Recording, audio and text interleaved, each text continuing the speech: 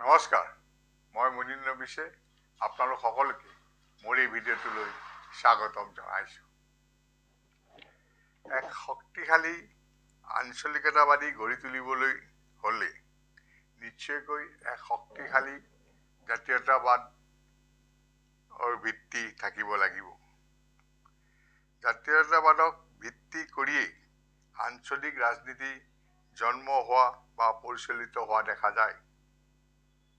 ইতিহাসৰ গভীৰতালৈ নগৈ থোৰতে ক'বলৈ হ'লে আমি ক'ব লাগিব যে আহোমসকলে অসমত বসবাস কৰি থকা বিভিন্ন গোষ্ঠীক সামৰি লৈ এক অসমীয়া জাতীয়তাবাদৰ সম্প্ৰসাৰণ ঘটাইছিল আৰু বৃহৎ অসমীয়া জাতিসত্তাৰ জন্ম দিছিল। ব্ৰিটিছ সাম্ৰাজ্যৰ আগমনৰ আগলৈকে এই অসমীয়া জাতীয়তাবাদৰ সম্প্ৰসাৰণ ঘটি আছিল।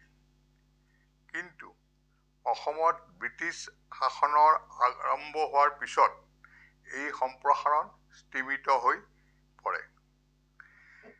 ব্ৰিটিছ শাসন কালত যেতিয়া বঙালী ভাষিক আগ্ৰাসনে অসমীয়া ভাষাক গ্ৰাস কৰি পেলাব খুজিছিল, তেতিয়া কিছু জাতীয়তাবাদী লোক আগবাঢ়ি আহিছিল। এইসকল লোকে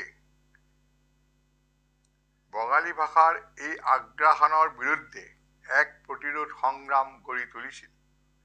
তেওঁলোকে অসমীয়া ভাষাৰ স্বকীয়তাক প্ৰতিপন্ন কৰিবলৈ সক্ষম হৈছিল, যাৰ বাবে ব্ৰিটিছ চৰকাৰে তেওঁলোকৰ পূৰ্বৰ স্থিতি তথা অসমত বঙালী ভাষাৰ প্ৰৱৰ্তনৰ সিদ্ধান্ত সলনি কৰি অসমীয়া ভাষাক স্বীকৃতি দিবলৈ বাধ্য হৈছিল। বঙালী ভাষাৰ আগ্ৰাসনৰ বিৰুদ্ধে গঢ়ি তোলা এই প্ৰতিৰোধ সংগ্ৰাম যথেষ্ট শক্তিশালী আছিল। ইয়াৰ ফলশ্ৰুতিতেই অসমীয়া জাতীয়তাবাদ পুনৰ ঠন ধৰি উঠিছিল। তেওঁলোকে সংগ্ৰামৰ ভিত্তি আছিল সাহিত্য আৰু ভাষা। এইসকলে অসমীয়া ভাষা সাহিত্যৰ ন সৃষ্টিৰে অসমীয়া ভাষাক চহকী কৰি তুলিছিল আৰু অসমত বহলভাৱে ইয়াক প্ৰচলন ঘটাইছিল। সেই সময়ৰ ভাষাভিত্তিত গঢ়ি উঠা অসমীয়া জাতীয়তাবাদ আজিও প্ৰকট হৈ আছে আৰু আজি আমি অসমীয়া বুলি পৰিচয় দিবলৈ গ'লে আমাৰ সেই ভাষা সাহিত্যৰ ভাণ্ডাৰেই আমাৰ পৰিচয়ৰ প্ৰমাণপত্ৰ হিচাপে পৰিগণিত হৈ আছে। অসমৰ ৬ বছৰীয়া গণ আন্দোলনৰ সময়ত অসমীয়া জাতীয়তাবাদে পুনৰ মূৰ দাঙি উঠিছিল। কিন্তু এই জাতীয়তাবাদৰ এক সুস্থ ৰূপ প্ৰদান কৰি আগুৱাই নিয়াত এই গণ আন্দোলনৰ নেতৃত্ব সম্পূৰ্ণ বিফল হৈছিল। আমি যদি অলপ দকৈ চিন্তা কৰোঁ, তেতিয়াহ'লে আমি দেখিবলৈ পাম যে অসমৰ এই বিদেশী নাগৰিক বহিষ্কাৰৰ দাবী কেৱল ধৰ্ম বা ভাষাৰ বাবে হোৱা নাছিল। ইয়াৰ অন্তৰালত অসমৰ মানুহৰ অৰ্থনীতি জড়িত হৈ আছিল। ভূমিৰ অধিকাৰ হেৰুওৱা বা কৰ্মসংস্থানৰ ক্ষেত্ৰত এক প্ৰতিযোগিতা সৃষ্টিও কিন্তু এই ৬ বছৰীয়া গণ আন্দোলনটোৰ দাবী চনদৰ এটা বিশেষ দিশ আছিল। কিন্তু গণ আন্দোলনৰ নেতৃত্বই এই দিশটোক সম্পূৰ্ণ অৱহেলা কৰিলে।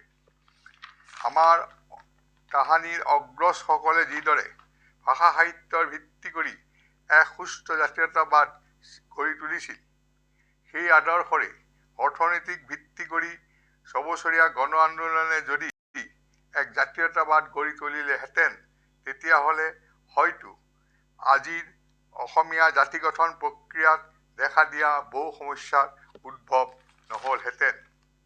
কিন্তু গণ আন্দোলনৰ সুবিধাবাদী নেতৃত্বই কেৱল ধৰ্ম আৰু ভাষাৰ ভিত্তিত জনগণক আৱেগিক কৰি সেই আৱেগৰ ভিত্তিতেই এক অসমীয়া জাতীয়তাবাদ কৰিব বিচাৰিছিল আৰু সেয়ে ৬ বছৰীয়া গণ আন্দোলনটোত জাগি উঠা অসমীয়া জাতীয়তাবাদ বৰ খন্তেকীয়া হ'ল।